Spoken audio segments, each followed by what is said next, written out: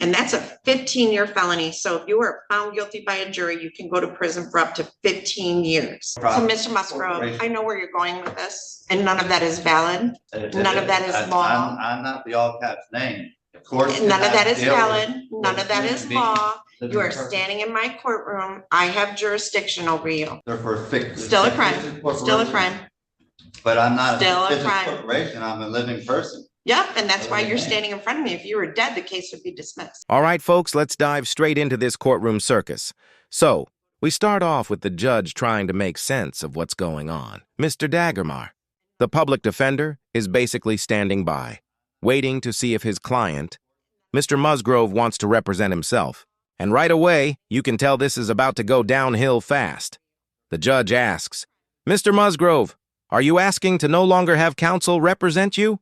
And that's when it begins. So, Mr. Daggermar goes in. How do you wish to proceed? Well, Your Honor, I am aware that Mr. Musgrove wants to present information to the court. I'm happy to be standby counsel if he wants to represent himself. Obviously, this court would have to go through the colloquy of that, but obviously it's Mr. Musgrove's legal right to at least ask the court to do that. So I'm here to observe at this point. All right. So, Mr. Musgrove, when you were at the bench or up at the podium before, you said that you were appearing on behalf of yourself. So, Mr. Musgrove, are you asking to no longer have counsel represent you? Well, what I'm understanding is that the courts is a private for-profit. So, Mr. Musgrove, I know where you're going with this, and none of that is valid. None of that is law. I'm not the all caps name. Of course. None of that is valid. None of that is law. You are standing in my courtroom. I have jurisdiction over you. So I tried to file paperwork with the clerk's office ahead of time so that you would have time to review it, and they denied me. I know what you're talking about. None of that is valid under the law of the state of Michigan or the Constitution of the United States of America. The sovereign citizen special. He starts talking about how the court is a private entity and that none of this is valid under the law. Then, of course, he drops the infamous line, "I'm not the all caps name." And right there, the judge shuts him down instantly. None of that is valid. None of that is law. You're standing in my courtroom, and I have jurisdiction over you. Every time I hear that all caps name excuse, I swear my brain just shuts off. Like, what does that even mean? How does a name being an up... What do you mean? It is. No. The Supreme Court says it is. What does it say it is? The Supreme Court says that if we were at the age of 18, we were supposed to claim our minor status. Nope, not valid. Okay. So here's what I would say to you. Mr. Daggermar goes in, is like most of our public defenders, exceptional attorneys and very well versed in the law and very experienced. He gives legal advice. You may not like the legal advice, but it's usually good advice. I've never had anyone from the public defender's office not wholeheartedly try to represent their clients. So what you are talking about is not valid, and it is not going to get you out of this case. You're not going to be able to say all those things because it's not valid.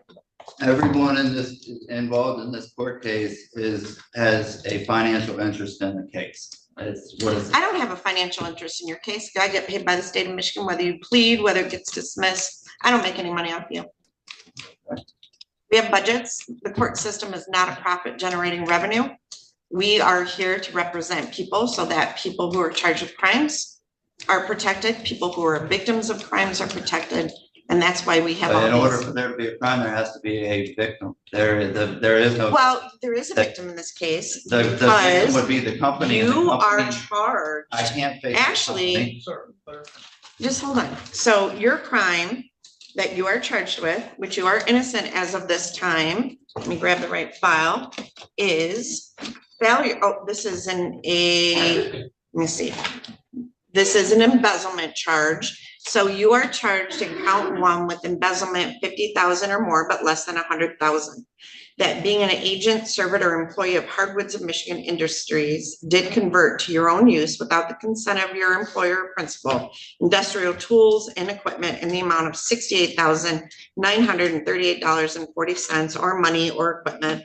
And that's a 15-year felony. So if you are found guilty by a jury, you can go to prison for up to 15 years. Uppercase letters magically erase a felony charge. It's one of those arguments that sounds like it came straight from a 2-minute Google search gone wrong.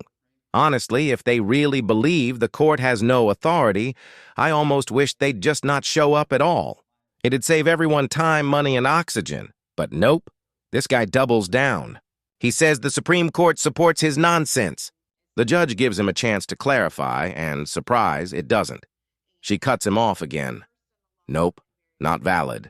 Then, the judge patiently explains that his public defender, Mr. Dagermar, is an exceptional attorney. She even reminds him that he's lucky to have free legal representation. Count 2 with using a computer to commit a crime to facilitate the charge in count 1, that carries a maximum penalty of up to 10 years in prison. And the way the statute's set up, I can actually stack those possibly. So you potentially could be looking at up to 25 years in prison. So the victim that's alleged in this would be that business. Right, and I can't face that accuser because that business can't get on the stand for me to ask questions, and a third party. But their can't stand representative it. can. Yes, they can. Yes, They they can? can. Yes, they Okay. can. So I have $189,000 of student loan debt that was forgiven to be a lawyer. You do not. And Mr. Dagermar goes in, Mr. Isaac Sneed, all of the attorneys here went to law school to know the law, and their job is to advise you of the law. So Yeah, yes, but they they're can. going- Yes, They're you going can be by charged. everything, all the can't- laws and statutes that you guys go by Are for legal. corporations. They're for Still a crime. Still a crime. But I'm not Still a a business crime. corporation, I'm a living person. Yep, and that's why you're Okay. standing in front of me. If you were dead, the case would be dismissed. Yeah, the all caps name is that. That means nothing. That's not valid. It's Okay. not legal. right. So do you want to represent yourself or do you want to have an attorney to represent you?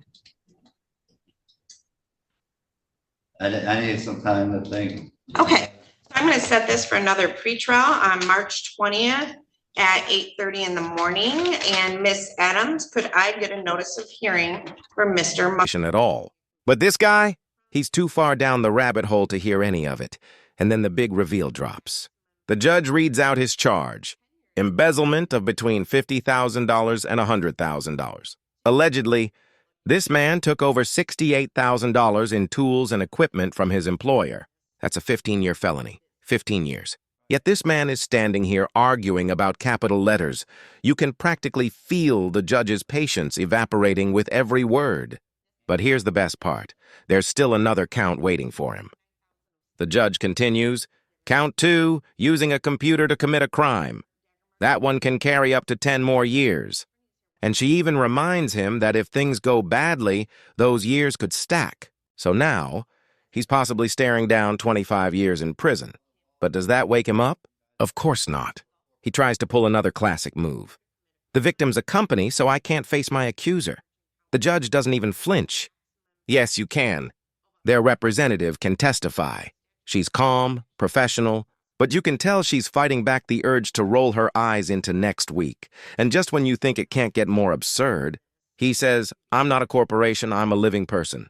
The judge fires right back, that's why you're standing in front of me. If you were dead, the case would be dismissed. That line, absolutely perfect. It's the kind of deadpan courtroom moment that belongs in a law school comedy. But she still gives him a choice. Do you want to represent yourself, or do you want an attorney? And at last, maybe realizing he's in way over his head, he says he needs time to think. The judge schedules another hearing, and that's where it ends.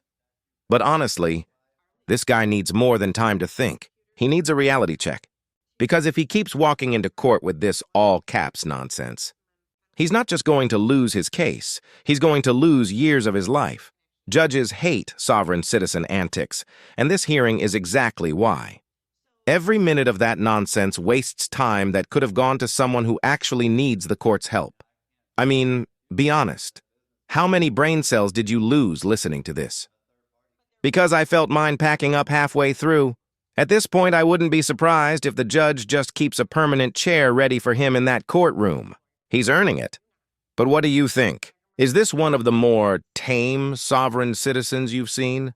Or is he headed for a total meltdown next time? If you enjoyed this wild courtroom disaster, hit that like button, subscribe, and let me know what you think down in the comments. Because something tells me this saga is far from over.